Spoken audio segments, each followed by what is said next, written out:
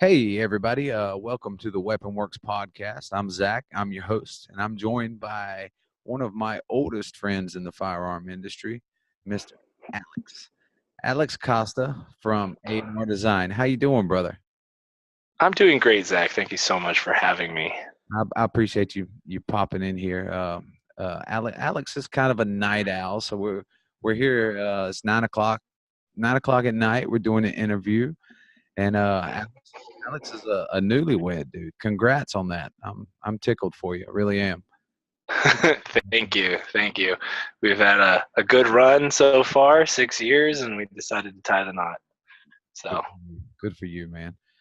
So for those yeah. of you guys not in the know, Alex A&R Design, they manufacture Kydex holsters. He's my go-to holster maker. He has made me a holster for every gun that I own, pretty much, and he's all around good dude.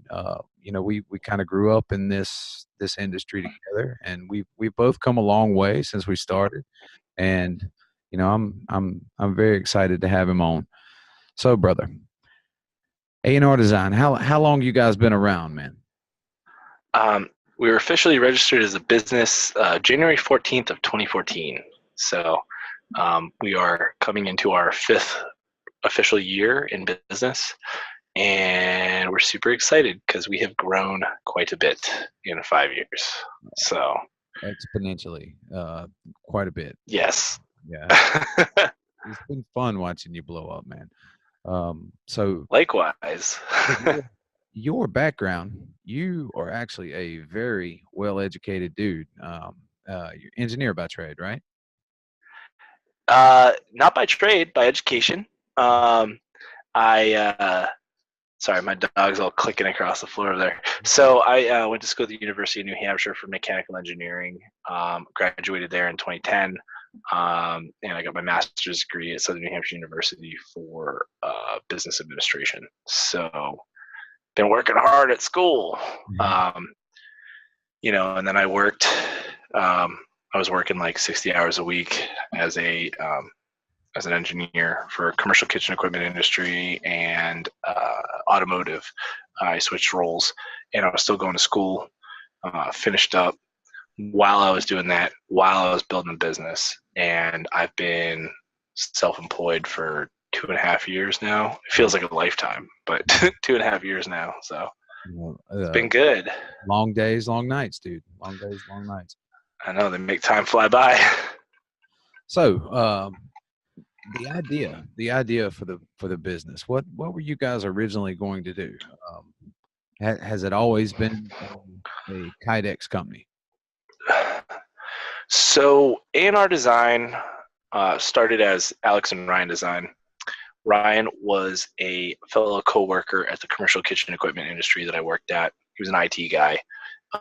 He found me, thought I was a bright mind, approached me about doing 3D print design because I was one of the CAD engineers. So I was doing all the 3D modeling for commercial kitchen equipment, fry laters, grills, other things, griddles.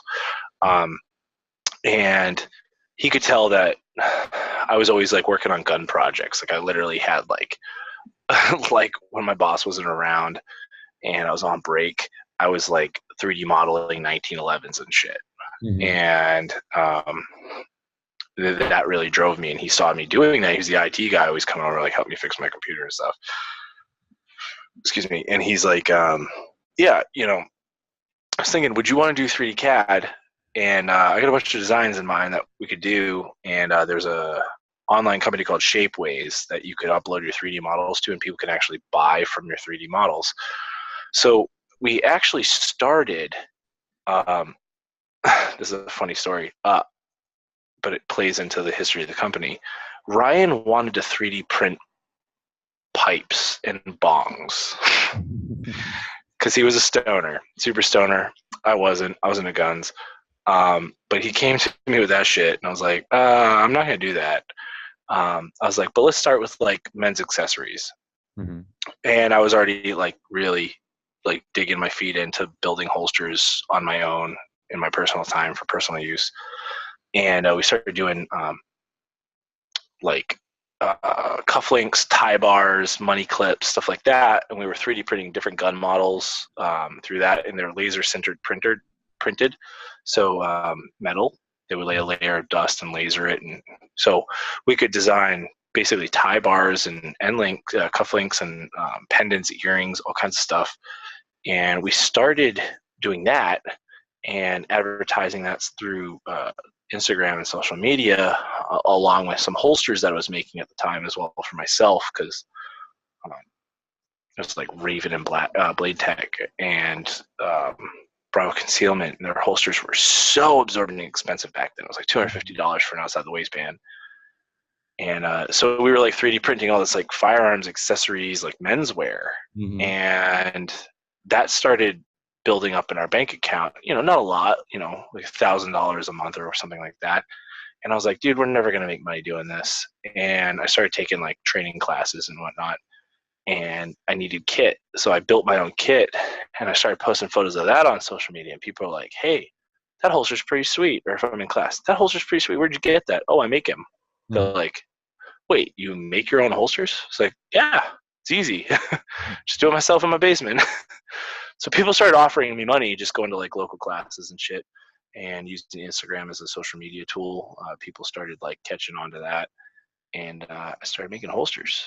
And then we still have the Shapeways web store up.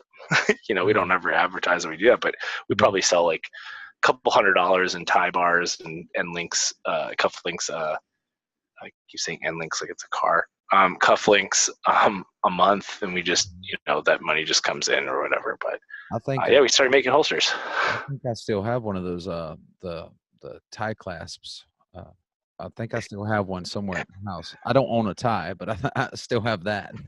Yeah, I think I gave you one, man. Yeah. You can use it as a money clip too, but who carries cash anymore? Yeah, I ain't got no money no damn way, man. I ain't Amen to that. I ain't rolling in that Kydex money like you are, dude. I don't think so, bro. I have 5 employees. So I don't know what money is. So how long had you been making the holsters, on your own on the side before you decided to say, screw it. All right, I'm gonna leave a full-time job and I'm gonna do this full time. Yeah, so we started making holsters. I'm still in a rental house right now, so this is the same house that I have rented, and the business was built in the basement here. And so 2014 to 2016, I was working here. It was about a year and a half of actually doing it, like 60-hour work weeks, going home. My wife, when she was my girlfriend at the time, she worked like a 10 or 11 a.m. to like 9 p.m. or 10 p.m. shift slide. So like I'd come home from work and I'd go straight in the shop and start making holsters. And my dining room in the house was my shipping and receiving center. And the basement was a Kydex lab. And we were literally building holsters in here, me and my business partner, Johnny. Around the 2.5 year mark, we bought Ryan out. He moved to Hawaii to grow kale. Yep, that's correct. Grow kale. That's interesting. Yeah, he was a hippie, like a proper hippie. He got into guns because of us, but his heart wasn't there, and he wanted to move on. So we bought him out in 2015. Yeah, it was 2016. I think it was 2016, December 2016. And no, it might have been 15. Yeah, December 2015. So it was only about a year and a half into the business that Ryan tapped out. But we had another business partner, Johnny, who was there from the start, who was also into firearms. He's my current business partner. Okay. You don't see much of Johnny because he does manage a family business, but he does a lot of our financial, bookkeeping, back end, payroll, finances, accounting side of the business. So he does have a very pivotal role in the business, keep us afloat on the administrative side. But yeah, no, we just did this shit here, and we made holsters for ourselves, and then we really started rolling them out hard, and we we built the business here, and I actually had my first employee work in my basement here. So around like year 2.5 going into 3, it's crazy. I can't believe I've only been at my shop for like 2 years. But like the 2.5 year mark, I ended up, there was a massive layoff at work, and I looked at our finances and our books, and I said, I can do this full time Mm-hmm. and live. And I think I paid myself like $18,000 my first year. Yeah. Like I was living off like pasta Mm-hmm. and barely making it. And I made holsters in the basement. Nice. And then I did that for an entire year. And then on year 2, it's about 8 months in this house with one employee, Mm-hmm. a buddy of mine that owns a local gun shop, but he didn't have a physical role there. He's a 50% owner. So we're just fucking around in the basement basically and working. And then it was like the end of that year, we found a really cool space and occupied that. Office opened up right next door, occupied that, and we've been there since. So what do you think your big break was? Like, what was the one opportunity that was put in front of you that took you from eating pasta to being able to have a hamburger every now and again? Shit. That's probably when the going was good on Instagram. Yeah, I hate saying that, but that's the truth. it is. I mean, Yeah, we I don't think you didn't do this side of things, but when we saw repost pages doing really well, we built a couple repost pages of ourselves. okay. They have a couple, one has like 120,000 followers, one's got like 90, one's got like 60. So we started building repost pages around year 3. Okay. And we did that. We kind of figured out how to cheat Instagram and get some pretty good growth. Mm-hmm. So we catapulted ourselves on social media, which helped get our name out there. And then we had all these repost pages that a different demographic followed. So we were able to bleed our product to other people that might not have followed the main page. Okay. And that was about the time that we catapulted forward enough to start hiring employees, because we had enough of a presence. We had started going to SHOT Show before I was even self-employed. Mm-hmm. Made sure that I started going to SHOT Show and put a face to the name with companies and getting in front of people, and even when I had my business and stuff and making holsters, I was still applying for jobs in the industry. I'd go to SHOT Show and drop applications off while representing my business, Hey, why not, right? Yeah, why the fuck not? A bunch of gun companies up there in New Hampshire, right? Yep, there's so for the big ones, we got Wilcox, Caracal USA, where they have all their pistols made. It's actually at the same facility as Wilcox. Sig Sauer. Let's see, Ruger. We used to have Thompson Center. Thompson Center is no longer in New Hampshire. We got a bunch of cool companies that are smaller. We got Coltac, Discreet Ballistics, Q. Who else? There's a couple of Kydex companies up here, a couple nylon companies. We got Edgar Sherman Designs, Freedom Hill Gear. And there's probably, we got White Birch Armory, which is a cool shop. So there's probably 25 more people that I can't think off the top of my head that are pretty influential in the state. And it's pretty awesome. It's a good state. Yeah, man. Little firearms hotbed up there. Yeah, a red mentality and a blue sea. So yeah, man.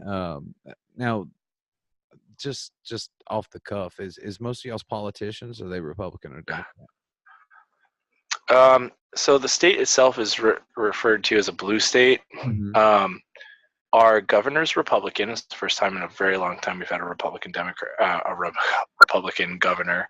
But he stayed very even keeled. He got rid of a bunch of nonsense gun laws, more geared towards the side of hunting. Mm-hmm.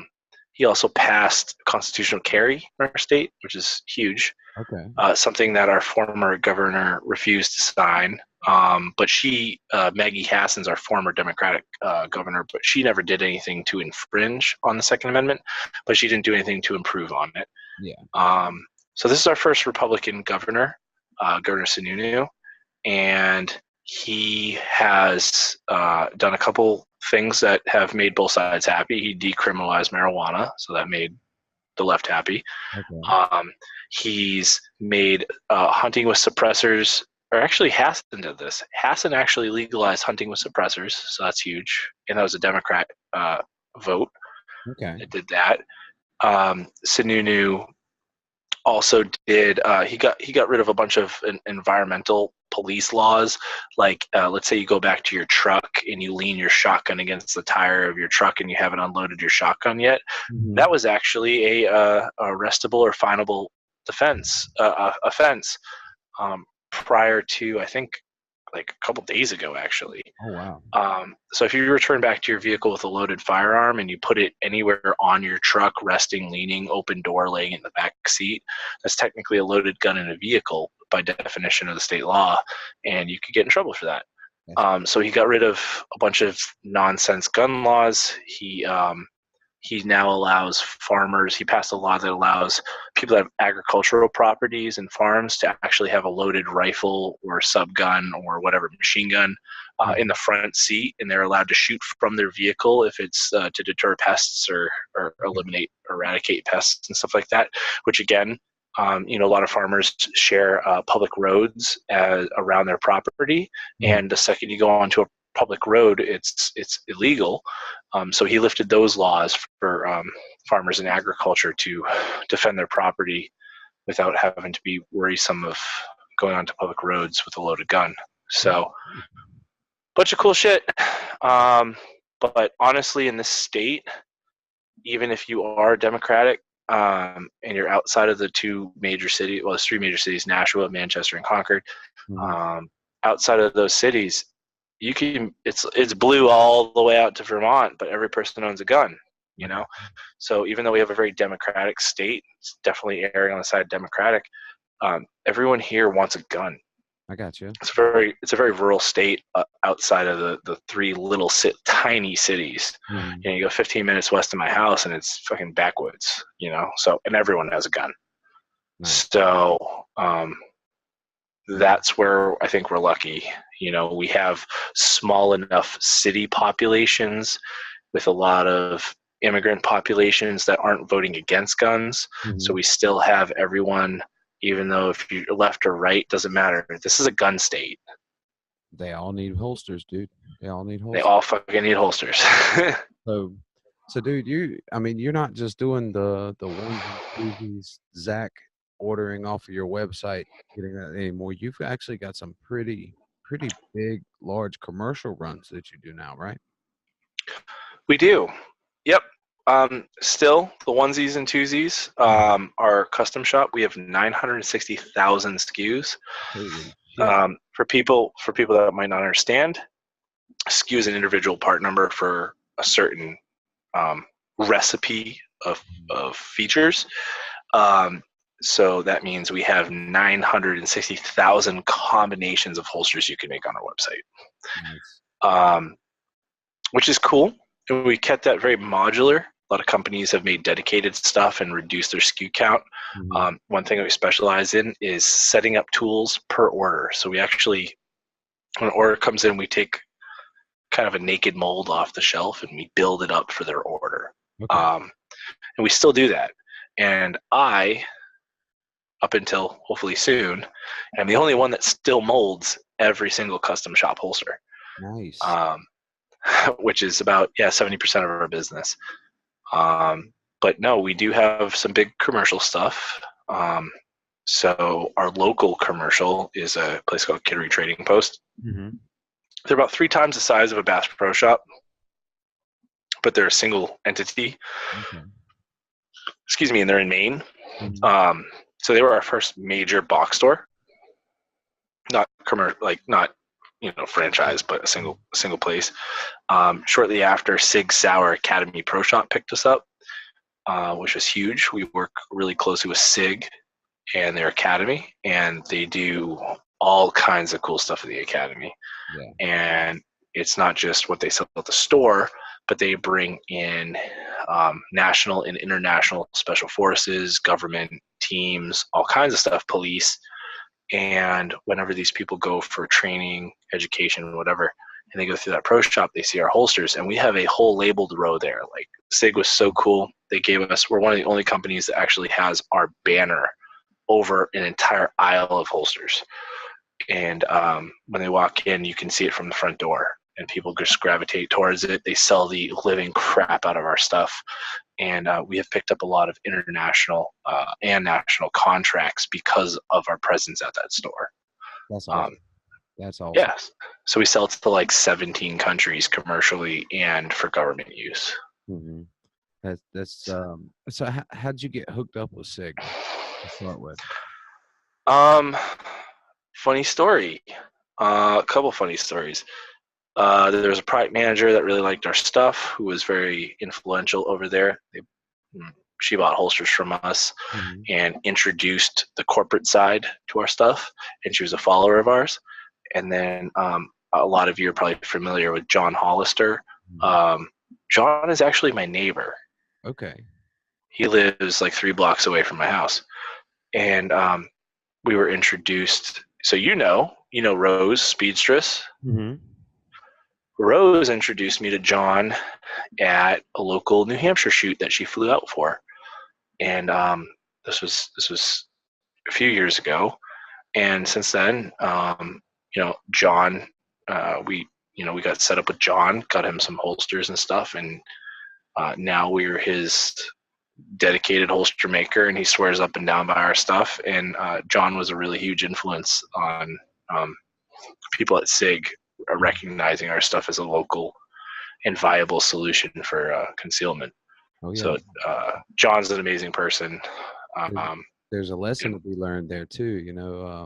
When you have somebody, an individual, you might not know who they are. You gotta take care of everybody, because you don't never know when someone has a big connection like that.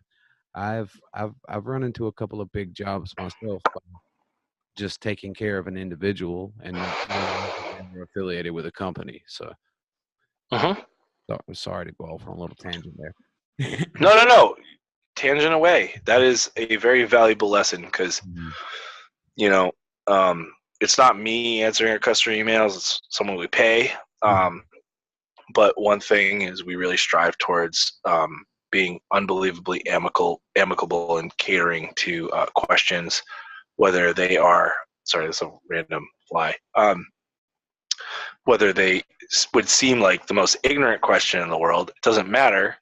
As long as you are polite to people and kind, and you're yourself. I think being genuine in this industry is really hard to come by. There's a lot of people that like to fluff things, and being as genuine as possible. That's why I don't censor myself or neuter who I am, or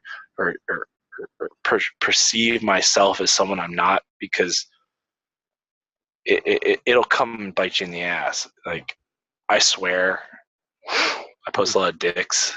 Oh yeah. But at the end of the day, it's like, well, it's true. If you're not yourself, no one's gonna like you. No one's gonna care about you. No one's gonna rep your shit.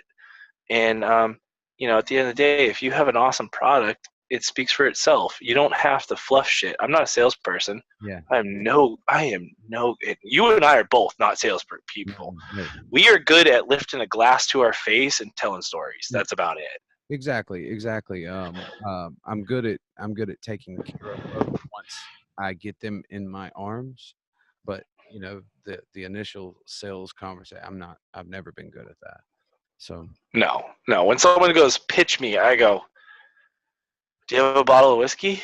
And they're like, what? And I was like, I don't want to talk to you if you want me to pitch you. Like, let's go get a drink. Let's go chill out. Let's go get dinner. Let's go get lunch. Like, I'm not that person. If you want a salesperson to get on their knees and fucking make you happy, I'm not that person. Yeah. Here's my shit. If you don't like it, then say no. Don't jerk me around. And I promise you, I will make it worth your while. there's added value to working with us. We have a social media presence, not only organically on our own main pages, but our repost pages and everything that we do. And we don't lie. Yeah. Yeah. Honesty, and I found that my customer base really likes it when it's just genuine. You just tell them like it is. If I fuck something up, I tell them, "Hey, I fucked up."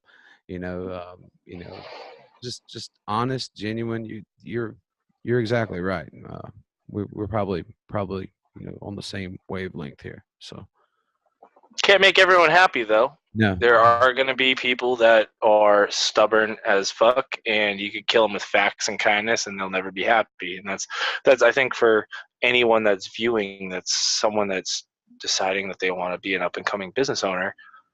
You can't make everyone happy, and I think you and I both are very, very compassionate, empathetic, and sentimental people. And I think our biggest challenge, you and I, is we say yes too much. And I think in the past that's bit both of us in the butt, where someone's been dissatisfied and we will go to the nth degree to try to make that person happy. And then unfortunately, after all these years, it gets you a little jaded, where you finally realize that there's, like I just said, there are people that you're never going to make happy no matter what you do.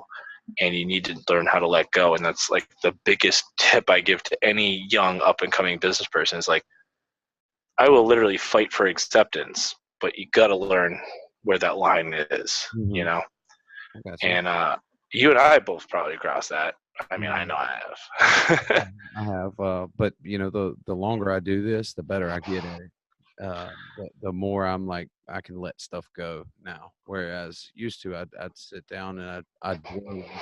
But now I know how to flush it and just move on with my day. Just, Yeah, all right. Yeah, all right. Because you're gonna get people that will, like, literally threaten you, like threaten to do things, and you're just like, really, man? Like, you did this to yourself. But there's no reason with people. Yeah. So it's you got to learn when to turn it off and just say, you know what? They'll snuff themselves out. It's fine. Just let it go. So, but as a business owner, that's what you got to deal with. Exactly. So 5 or 10 years, man, where do you see your company being? What are you seeing yourself become? I'm excited for the next 5 to 10 years. Excited? I'm very excited. I mean, a little bit off camera, but we are looking to purchase property. We're looking to expand into a 6,000. Well, I guess with the mezzanine, it's like 8,000. But we're looking to expand into a new space soon that could handle our growth for the next 5 years for sure, and I think could be static and palpable with the square footage for at least 8 years.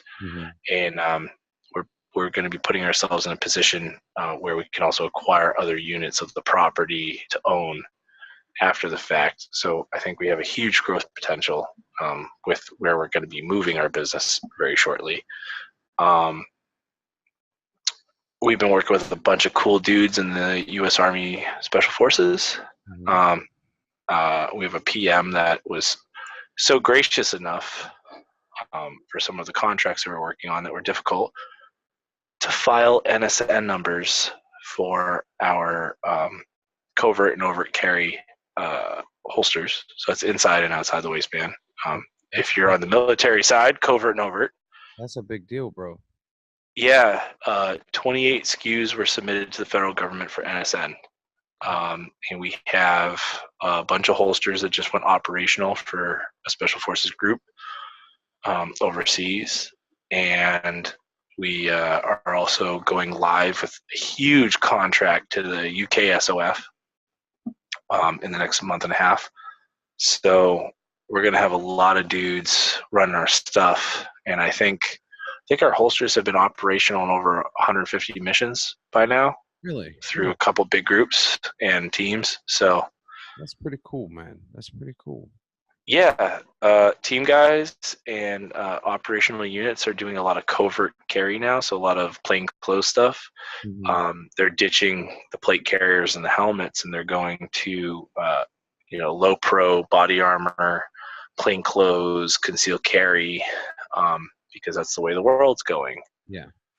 Um, And you know, with those guys, I bet you get like legit feedback. Like they're not going to fluff it up. They're going to tell you exactly what they think about yourself. unbelievable feedback.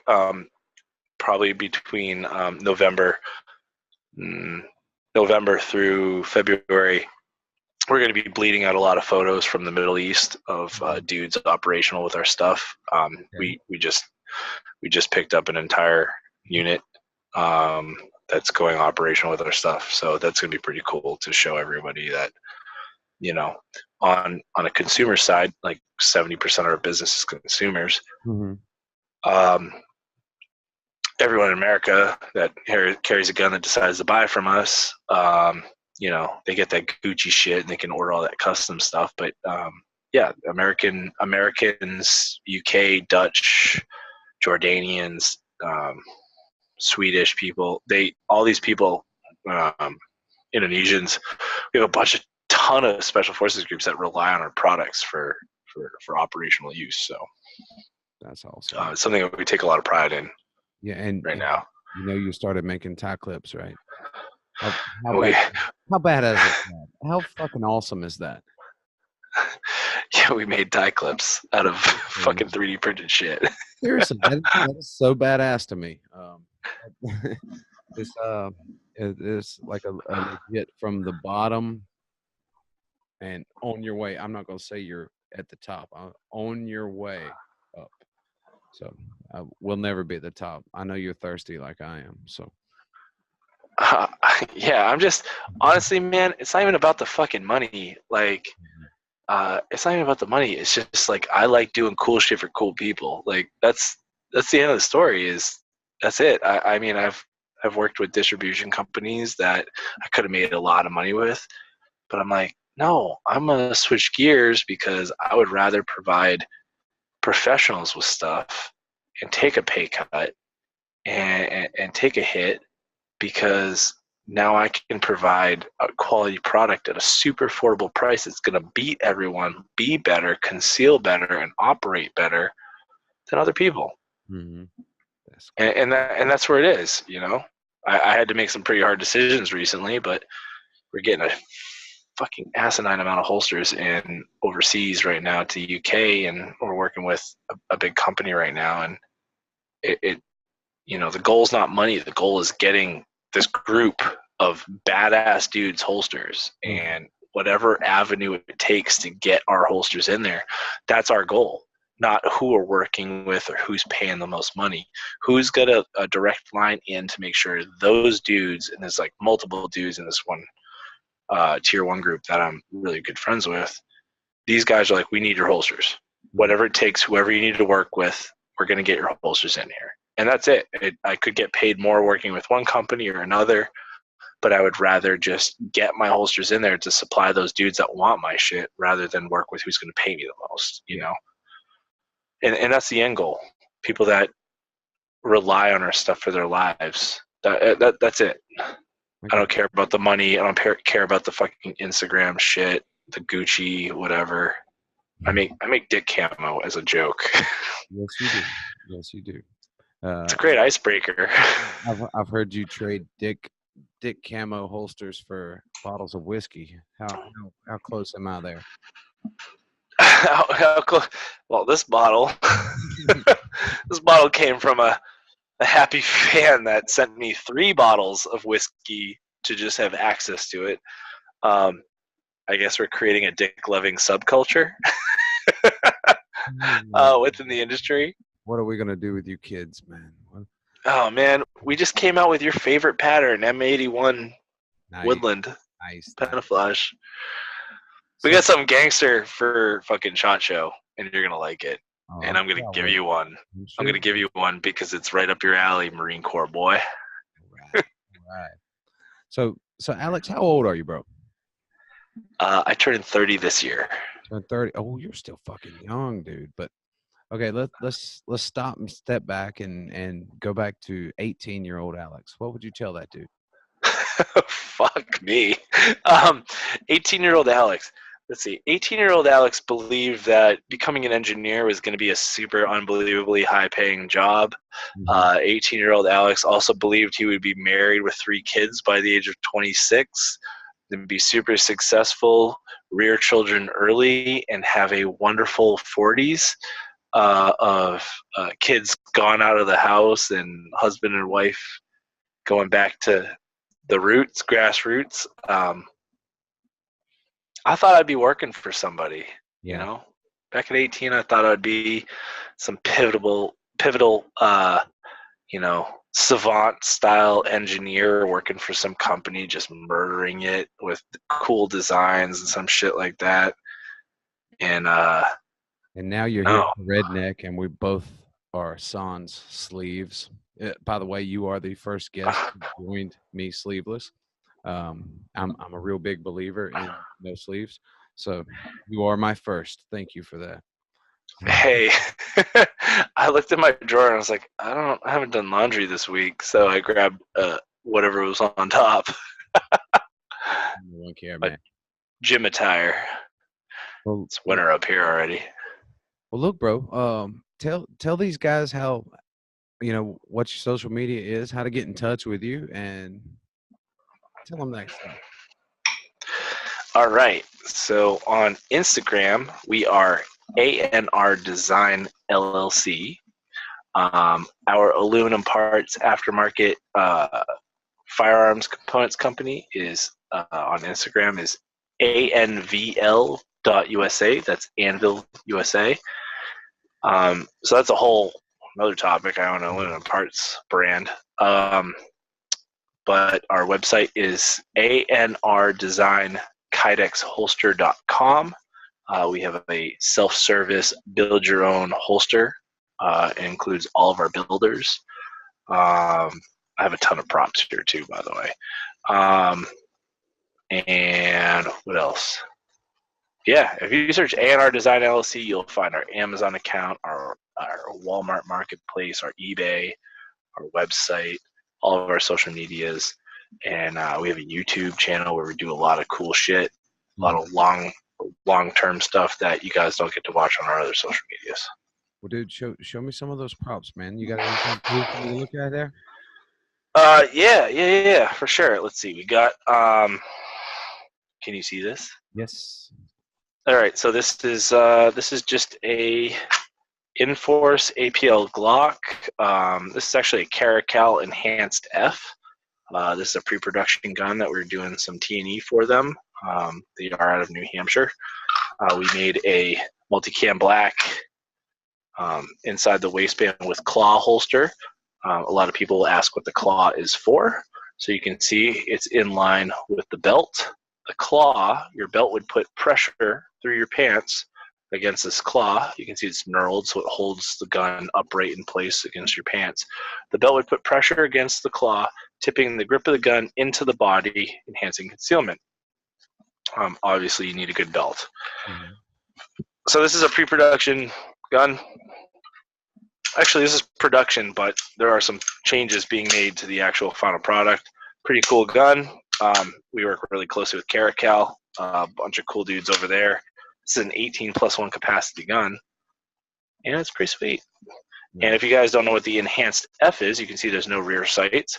The front sights are actually bladed into the slide, and it's a single focal plane witness, quick sights. You pick them up really quick. And they're for people that want quick sights for defensive carry, as well as people that might have stigmatism, left eye dominance issues. It brings it into the single focal plane if both your eyes are open. So it's pretty cool. So that's our traditional light bearing inside the waistband holster. We do revolver holsters. So this is it's a big gun. This is the 586 L Comp Smith & Wesson Performance Center. does have that compensator in there and that bull barrel. This is in Penaflage Arid, which is our OG Penaflage. Let me get that a little bit closer on the camera. Can you show me that camouflage a little closer? Can you see this? Look at this kid. Look at what he's done. We decided to blend Dicks into classic camos and release them as limited edition camos. We don't sell them. We give them away at giveaways, or we gift them as icebreakers when we work with Special Forces units. Also, like you said, people send in gifts praying that they get this. But yeah, so this is a 586 L comp, big gun. You can see the belt locations down here. Huge purchase. This gun conceals really well. So we do revolver holsters. This is my daily carry. This is a CZ SP01 Tactical. I carry this or my P10C optics gun. Mm-hmm. I shoot this better, but this is my daily carry. I do also carry it with a X300 light. This is actually in Penaflage black. So this is a multicam style black holster with dicks in it. I know this sounds fucking terrible. Some people think it's the dumbest thing ever, but you know, it's just funny. And well, dude, you know who's watching the, you know who my customer base and your customer base is. It's just like we're just you gotta keep this industry light. And unfortunately, there's so many serious people in this industry. We're normal. And we're normal. Yeah, we're normal. So this is my daily carry actually lately. I brought it back to grassroots. This is the gun that like transformed my life.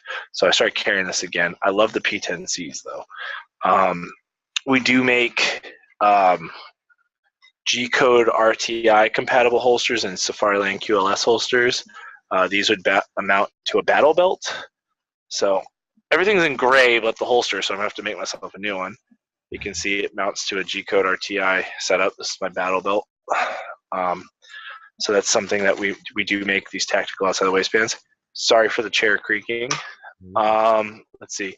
So my other carry is the P10C. My other brand is Anvil. I mentioned it earlier.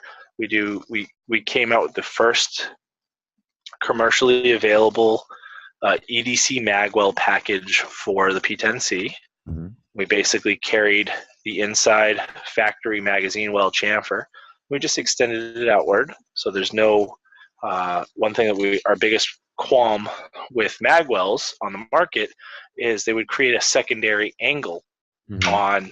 on the magwell. So as you follow the actual feed of the magwell, it's not going into the magazine well. It's so flared that you have to like butterfinger the bottom to get it in. So what we did was we carried the factory flare outward because the factory flare is at the correct angle that the magazine will feed.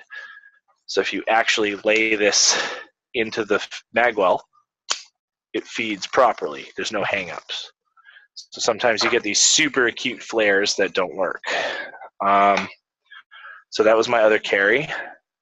Let's see, what else do we have here? We do have the little Anvil RMR mount. I will show that in 1 second. Thank you for remembering. We do these covert, overt. They fit with Tech Lock, AR-15, universal magazine carriers. Mm-hmm. So you can carry them this way or this way. And you can switch the side of the clip. You can also put Tech Lock to mount them to battle belts. We do that. We are the first company to do a precision rifle carrier, minimalistic. So this is for a AICS or AW AICS mag carrier. This also fits the single stacks and the AW AXs, so that's pretty cool. So these are actually CNC cut and vacuum formed, including this bad boy. We do pistol mag carriers as well. And then we have this Bad Larry. So this is a Sig Sauer Rattler. This is used by a particular UK Special Forces unit. This is a SBR, and it's set up in the same configuration that this SF unit would carry it. We manufactured and designed this little optics mount here. This is the Anvil Ukon. That is UKON. You can get this optics mount through our website, but we do recommend purchasing this optics mount through Optics Planet. You can search ANR Design on Optics Planet, and we do have some SKUs available there. And Optics Planet's also probably going to be picking up our holsters, so that's cool. Nice. This optics mount is, right now, it's for the RMR. It's got a pistol-style rear that the RMR butts up to. And it has an AR-15 front sight post that threads in. It's got a detent, so you can actually adjust elevation. Right now, I have a factory Tritium Trigicon AR-15 front sight post. Mm-hmm. This is my preferred sight post. We do have a factory sight post that we include with it. But this is my favorite sight post, and it's compatible with all AR-15 sight posts. So if you have something that's of preference, you can drop that in there. A lot of people will complain, oh, look at how short that sight radius is. Well, you can see I'm running it in front of the ejection port. Mm-hmm. And this is so it is when this gun is against my shoulder and in front of me, it's a little bit closer to where I'd be profiling a pistol. Okay. And what that does is it pushes it forward, so the rear sight and the front sight are enough forward that they are in the same focal plane. So folks that don't understand, single focal plane is a red dot. So if your sights are close enough together, and the way to talk about this is if you hold your fingers out in front of you, mm-hmm. and you spread them out about 6 inches, 5 inches apart, and you focus on your front finger, your rear finger is blurry, similar to like framing a pistol. Your rear sight's blurry. But as you move your fingers closer together, about a couple inches apart, you can actually, your eyes naturally focus on both of them. Mm-hmm. So what we did was we put the optics mount forward on a monolithic rail. So this might not work for a lot of people that run ARs with a flimsy front rail. But if you move it far enough forward, they're in the same focal plane, far enough in front. So those irons, the rear and front iron, become single focal plane, and they replace your red dot as a backup co-witness. Okay. So that's why we developed it, because this particular SOF unit wanted a featureless rail, so they actually don't have all these Picatinny's. And what they wanted was this gun for like a satchel or a backpack carry, mm-hmm. so that when they pull this gun out, flip-up front sights and rear sights aren't going to get snagged on the bag. So they're dragging this out of a bag, flipping open that stock. This is an enhanced charging handle, but they have nothing but this optics mount here that already has backup irons built in, and having backup irons was a requirement for the contract. So we basically built an all-encompassing optics mount that no one's done before, patented it, and now that's what we are selling. And just for your listeners, we'll drop, but we're releasing our Aimpoint T1 T2 version in a low and a lower thirds height to get over a laser. Ukon, we're going to call it the Ukon 2, and it will also be able to accommodate hollow sun Aimpoint style optics, the Romeo 4 style optics that also have the Aimpoint floor plan, the Vortex that also have the Aimpoint floor plan, the primary arms that have the Aimpoint floor plan. So it's going to fit a variety of optics and not just the RMR. Very so cool. That's awesome. Yeah, that is awesome. I love my Aimpoint. Me too. Well, dude. You know, I think we're about to sign off here. You know, this is Alex, guys. You know, you got his contact info. If you need anything, hit him up. He's a nice fucking dude. I promise you. I promise you, if there's anybody I vouch for, they're good fucking people, and he's one of them. So, Alex, dude, thank you so much for coming on here with me. I know you're a busy fucking guy. So, but you know, this has been the Weapon Works podcast, guys. If you like it, go over to YouTube and watch it. Hit the thumbs up. Leave me a comment. Let me know how we're doing. Like and or subscribe on iTunes, Stitcher, Google SoundCloud, all of that stuff. And if you like what you're hearing, please leave a review. It really does help us out. So I appreciate everybody's time. I appreciate everybody coming in here and taking time out of their day to listen to us. Alex, I really appreciate you, brother. Uh, uh, Alex will probably be recurring on this thing, so because we're pretty tight. But anyway, guys, we're gonna talk to you guys later. Everybody have a great day. We'll see you. Thanks, guys.